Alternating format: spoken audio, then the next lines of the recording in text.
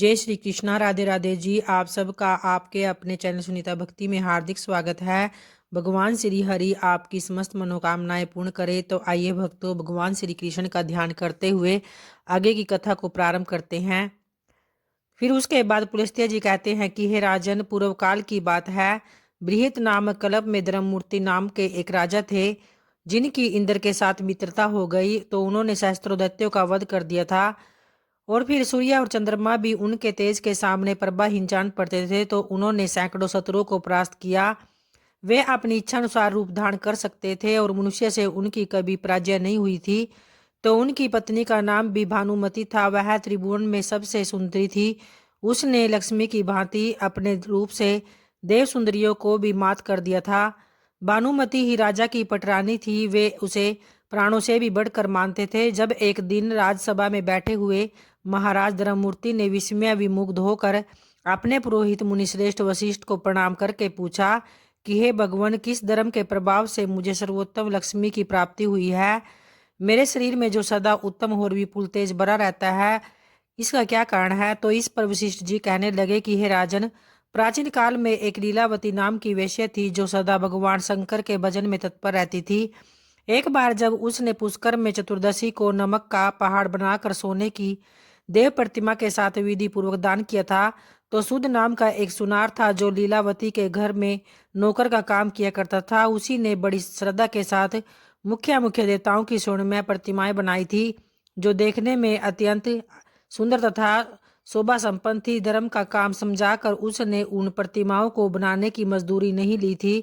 तो उस नमक के पर्वत को जो सोने के वृक्ष लगाए गए थे, तो उन्हें उस सुनार की स्त्री ने तपाकर दीप्यमान बना दिया था। सुनार की पत्नी भी लीलावती के घर में परिचारिका का काम करती थी, और उन्हीं दोनों ने ब्राह्मणों की सेवा से लेकर सारा कार्य संपन्न किया था।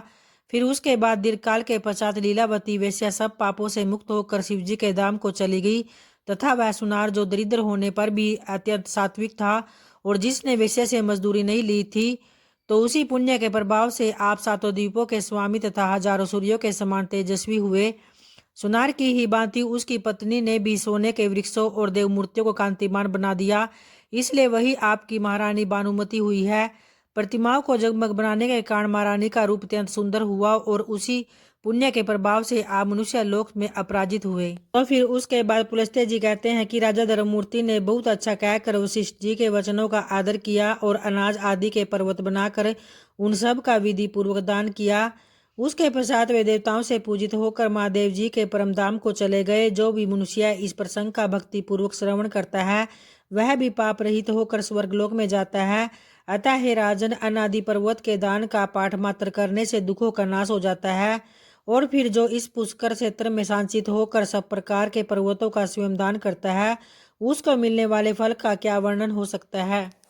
फिर उसके बाद भीष्म जी कहते हैं कि हे विप्रवर, भगवान शंकर ने जिन वैष्णव धर्मों का उपदेश किया है, उनका मुझसे वर्णन कीजिए। वे कैसे हैं और उनका फल क्या है? तो इस पर पुलस्त्य जी कहते हैं कि हे राजन, प्राचीन रथंत्र कल्प की बात है। पिनाकधारी भगवान शंकर मंदरांचल पर विराजमान थे।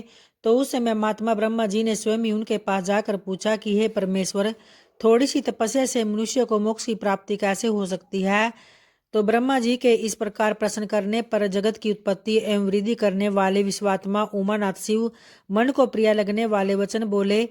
तो महादेव जी बोले कि एक समय द्वारका की सभा में अमित तेजस्वी भगवान श्री कृष्ण वृषणिवंशी पुरुषों, विद्वान कौरवों और देव गंधर्वों के साथ बैठे हुए थे। धर्म से संबंध रखने वाली पुरानी कथाएं हो रही थी। तो इसी समय भीमसेन ने भगवान से परम पद की प्राप्ति के विषय में पूछा, और उनका प्रश्न सुनकर भगवान श्री वासुदेव ने कहा कि हे भीम, मैं तुम्हें एक पाप विनाशनी तिथि का परिचय देता हूँ। उस दिन निम्नांकित विधि से उपवास करके तुम श्री विष्णु के परम धाम को प्राप्त करोगे। जिस दिन माघ मास की 10वीं तिथि आए, उस दिन समस्त शरीर में घी लगाकर तिल मिश्रित जल से स्नान करे तथा ओम नमो नारायण इस मंत्र से भगवान श्री विष्णु का पूजन करे, और कृष्णाय नमः कहकर दोनों चरणों की और सर्वात्मने नमः कहकर मस्तक की पूजा करे। तो इस प्रकार गंध पुष्प धूप तथा नाना प्रकार के पकवानों द्वारा श्री कृष्ण की, महादेव जी की तथा गणेश जी की भी पूजा करे। फिर गौ के दूध से बनी हुई खीर लेकर घी के साथ मौन पूर्वक भोजन करे। भोजन के अनंतर विद्वान पुरुष अरे की दांतन ले और उसके द्वारा दांतों को साफ करे, फिर मुंह धोकर आचमन करे। सूर्यास्त होने के बाद उत्तराभिमुख बैठकर सायंकाल की संध्या करे। उसके अंत में यह कहे कि हे भगवान श्री नारायण को नमस्कार है, मैं आपकी शरण में आया हूँ। इस प्रकार प्रार्थना करके रात्रि में शयन करे। दूसरे दिन फिर एकादशी को निराहार रहकर भगवान केशव जी की पूजा करे और रात भर बैठा रहकर शेषशाही भगवान की आराधना करे।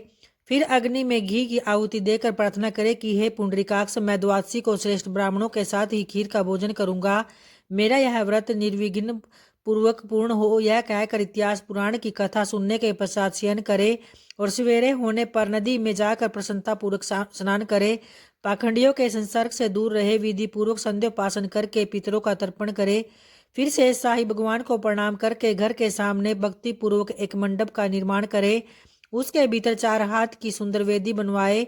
वेदी के ऊपर 10 हाथ का तोरण लगवाए। फिर सुदृढ़ खंभों के आधार पर एक कलश रखे और उसमें नीचे की ओर उर्द के दाने के बराबर छेद कर दे। तदनंतर उसे जल से भरे और स्वयं उसके नीचे काला मृग चरम बिछा कर बैठ जाए।